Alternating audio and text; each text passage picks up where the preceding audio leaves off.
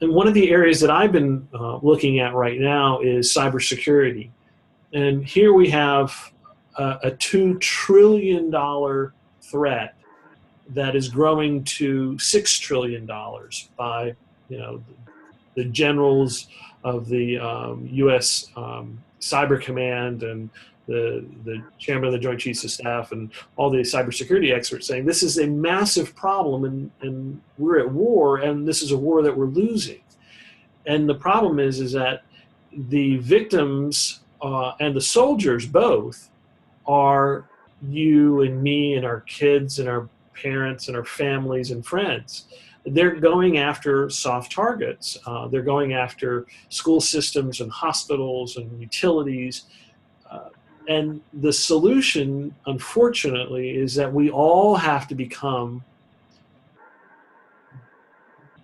aware of the threats that we're under when we're connecting to devices and things like that. From a marketing standpoint, how do you get people to change their behavior about something like cyber hygiene? Well, so I think it's a complicated challenge for sure.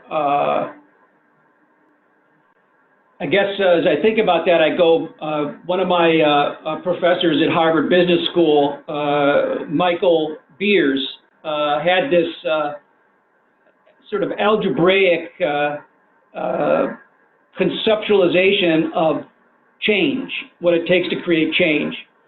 And his formula was change equals V times, and I might have the actual words wrong, but V times S times D. And V stood for vision. So change requires a vision. It requires a strategy for achieving that vision. And D stands for dissatisfaction. And the reason there are multiplication signs in his concept is because if there is not universal dissatisfaction, there will be no change. If D is zero, no matter how great the vision, no matter how great the strategy, there will be no change. And as a leader, I have used that my whole career when being faced with either turnarounds or transformations. The first thing I've done as a leader in the first 90 days everywhere I've been is to try to establish universal dissatisfaction with the status quo.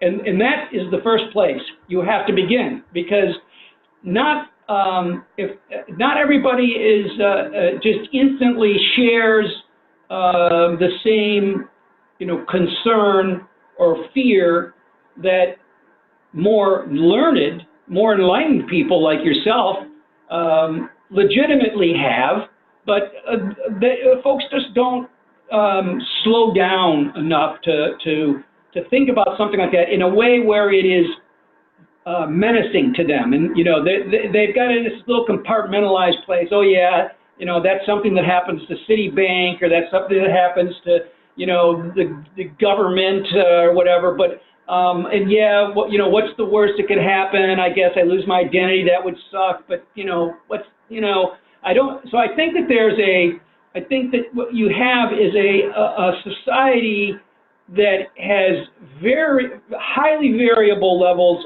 of dissatisfaction with the problem, number one. And so managerially, when I'm faced with that, I take my people through a process of helping them discover why status quo sucks, why doing nothing, by doing to tomorrow what we did yesterday is not good, not healthy. But until you bring that into living color for people and get them to be dissatisfied, they are not going to go to the next step.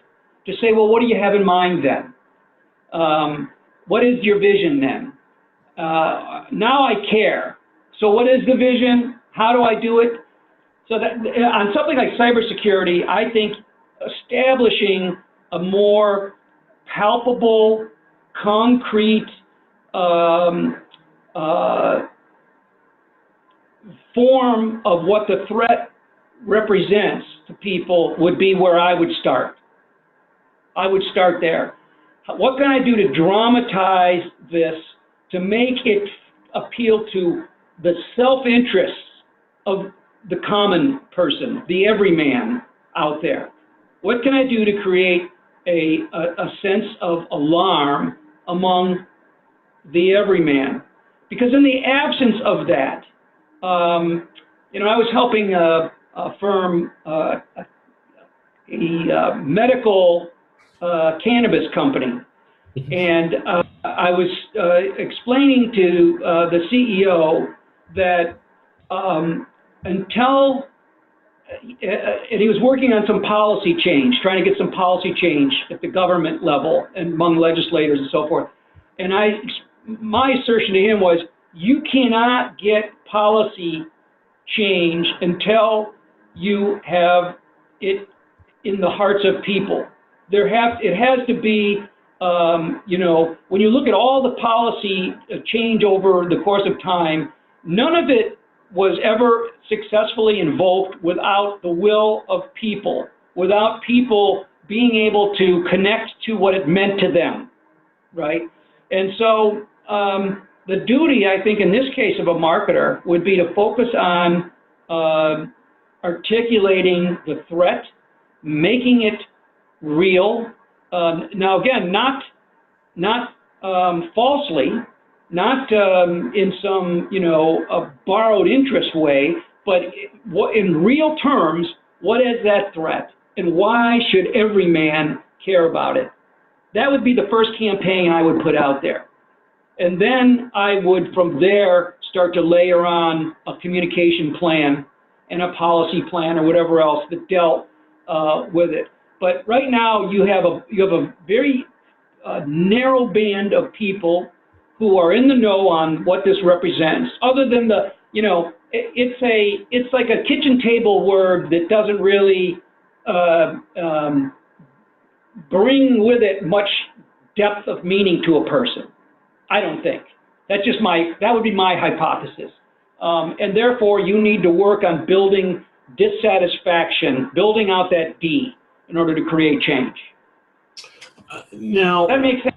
Oh, absolutely, absolutely. And we have tried that. Now, one of the aspects that maybe we're running up against, especially amongst people that are